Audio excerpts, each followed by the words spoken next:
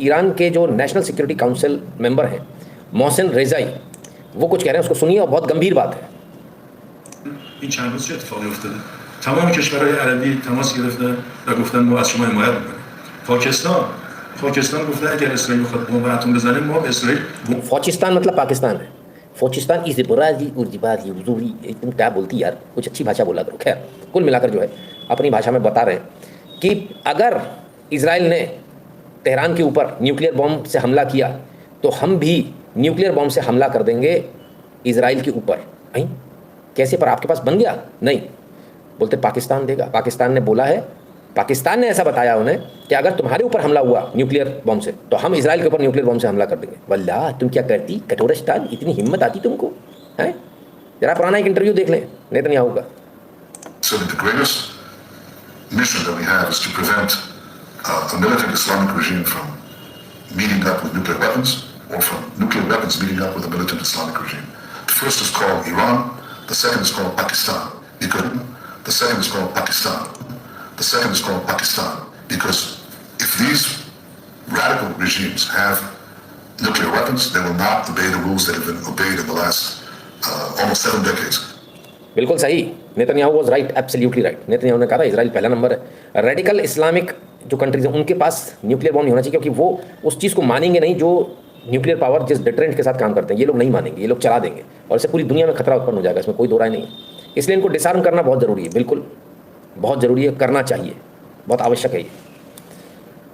उधर पाकिस्तान की संसद में भी आवाज़ उठ रही है. खुदा न ख्वास्ता इसके बाद उसकी एडवेंचर, उसकी दूसरा निशाना पाकिस्तान हो सकता है.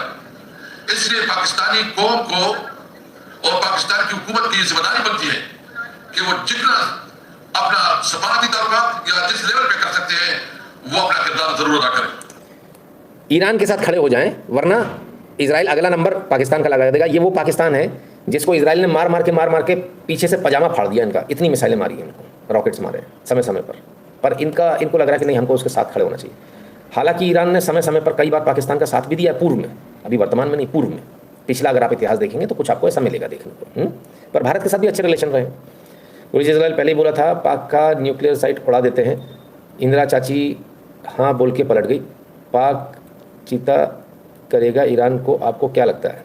पाक चीट करेगा ईरान को, आपको क्या लगता है? नहीं, पाकिस्तान की इस समय मजबूरी है, उसको मालूम है उसको दूसरा नंबर लग जाएगा. हालांकि अमेरिका का उसके सिर पर हाथ है तो इतना आसान भी नहीं होगा. लेकिन एक और बड़ी खबर आ रही है. ट्रंप ने ईरान के सुप्रीम लीडर खमेनी की हत्या के प्रयास को मना कर दिया, रोक दिया. ऐसा दावा किया जा रहा है मीडिया रिपोर्ट्स में कि इजराइल ने पूरी प्लानिंग कर ली थी कि जो है सीधे हिट कर देंगे और खमेनी को ख़त्म कर देंगे, अयतुल्ला खमेनी को. लेकिन ट्रंप ने रोक दिया. ट्रंप पता नहीं कौन कौन से वॉर रोक रहे हैं, अब ये भी रोक दिया. न्यूज़ किसने दी है? ABC कहाँ का है? अमेरिका का. तुम यार अपने आप को कितना भी बढ़ा लो, कोई दिक्कत नहीं. नहीं खमेनी को नहीं, पूरी दुनिया के सारे वर्ल्ड लीडर्स को खत्म करने वाले थे. फिर हमारे ट्रंप चाचा है एकदम सीवियर के तौर पर, कहा नहीं रुको, ऐसा नहीं होगा. जैसे ट्रंप बड़ बोले वैसे इनके यहाँ के मीडिया वाले बड़ बोले. कोई प्रूफ दिखाओ. तो माने ऐसे कैसे मान लेंगे? लेकिन भारत में कुछ अति उतावले. अरे भाई साहब,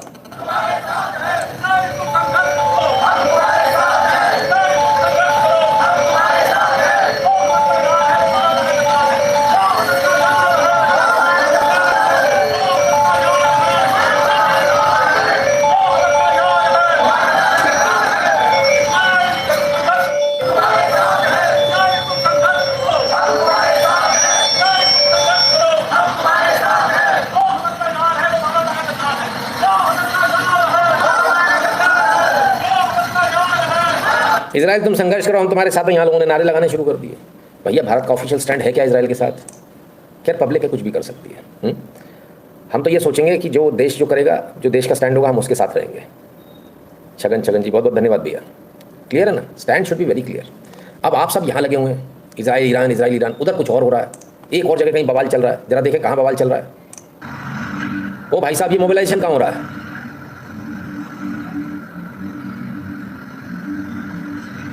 गजब का मोबिलाइजेशन है. ये देखिए, छोटी छोटी गाड़ियां बाकायदा. अरे मोटरसाइकिल भी चल रही है. गजब है साहब. छोटा मोटा मोबिलाइजेशन नहीं भैया, अच्छा खासा है. तो अब ये जो मोबिलाइजेशन है सर, ये मोबिलाइजेशन हो रहा है आज जो पॉपुलर मोबिलाइजेशन फोर्सेस, उनका मोबिलाइजेशन है. और सीरिया का जो काफिला है वो आगे बढ़ता हुआ देखा गया. अब यहाँ से भी कुछ घटना थोड़े दिन में देखने को मिल सकती है आपको. ये सीरिया है, राइट। तो सब जगह जो है वो कहते हैं ना, कोई कह रहा था मिट्टी का तेल भारत में लगा दिया, हमें लग रहा सब जगह ही हो गया यार वाला। आगे चलेंगे उससे पहले अब आपको एक नज़ारा आर्मी का भी दिखा देंगे। हमारे यहाँ जो परेड होती है सर वो कैसी होती है, सैल्यूट तो हमारे यहाँ भी दिया जाता है, देख तो लीजिए।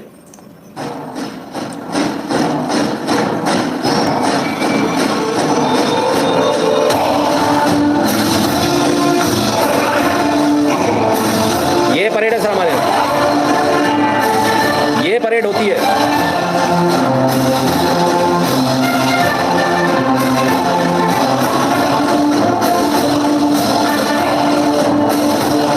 इसे बोलते हैं परेड, इसे बोलते हैं परेड। ये होते हैं जवान।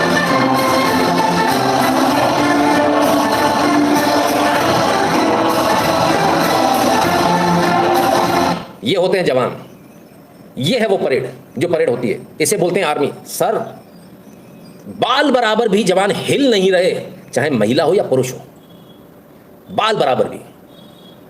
गर्व होता है देखकर, हम इस देश के वासी हैं जिस देश की सेना इसकी परेड देखकर ही, इसकी कदमताल, इसकी धमक सुनकर, इसके कदमों की दुश्मन की रूह कांप जाती है। ये वो परेड है, चाहे ज़मीन हो या आसमान या पानी, कहीं भी हो सर। देखिए ज़रा एक साथ कदमताल, ये देखिए क्या गजब है भाई, क्या गजब है।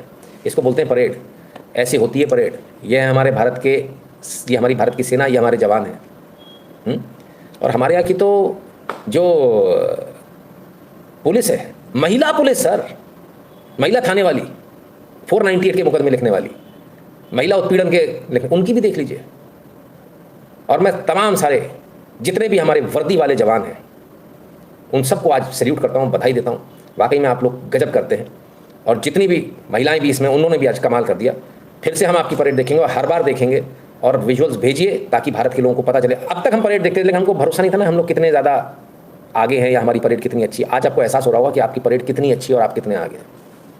विचार कीजिएगा, जिस देश में आप पैदा हुए, जिस आपने पिछले जन्म में कुछ अच्छे कर्म किए होंगे कि भारत भूमि मिली है आपको, अन्यथा कहीं कोई कटिंग फटिंग वाली भूमि मिल जाती तो अलग परेशान हो रहे होते और फिदाइन बन रहे होते इस पागलपने में कि 72 हूर मिलेगी ना, वो मिलने वाली, और जो तुम्हारी है उसको ले जाएगा वो, है ना, जो बता रहा है।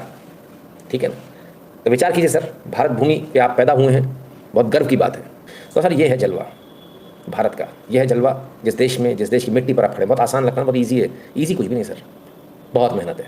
इस परेड को करने के लिए लोग कितना परेशान होते हैं आपको अंदाज़ा भी नहीं होगा। 26 जनवरी की जब परेड होती है ना सर, ठिठुर जाते हैं बेचारे बच्चे, हमारे जवान, लेकिन उसके बावजूद कोई कोताही नहीं। इतनी गर्मजोशी होती है कि उस सर्दी में भी पसीना आने लगता है। गर्व कीजिए आप ऐसे देश में पैदा हुए, और कोशिश करें अपने घर से किसी न किसी एक बच्चे को ज़रूर अग्निवीर ज़रूर बनाएं, सेना में ज़रूर भेजें। पर आपके पास तो एक बच्चा है, बस ये समस्या है, उस पर अभी अगले लाइव में चर्चा करेंगे। एक बार फिर याद दिला दें, www.nitinshukla.com पर आपको जाना है, वहाँ QR कोड मिलेगा, उसे स्कैन कीजिएगा, ऐड नोट में जाकर अपना नंबर नाम लिखिएगा, पेमेंट का अमाउंट भर के सेंड कर दीजिएगा। सोशल मीडिया के तमाम सारे प्रोफाइल है, इनको एक एक कर ज्वाइन कर लीजिएगा क्लिक करके। टेलीग्राम और व्हाट्सएप के चैनल की जो बटन दिए हो इनको दबाकर जरूर इन दोनों से जुड़ जाइएगा। जो भारत के बाहर में पेटीएम और पेपाल वाला बटन दबाकर अपना पेमेंट करने का कष्ट करें।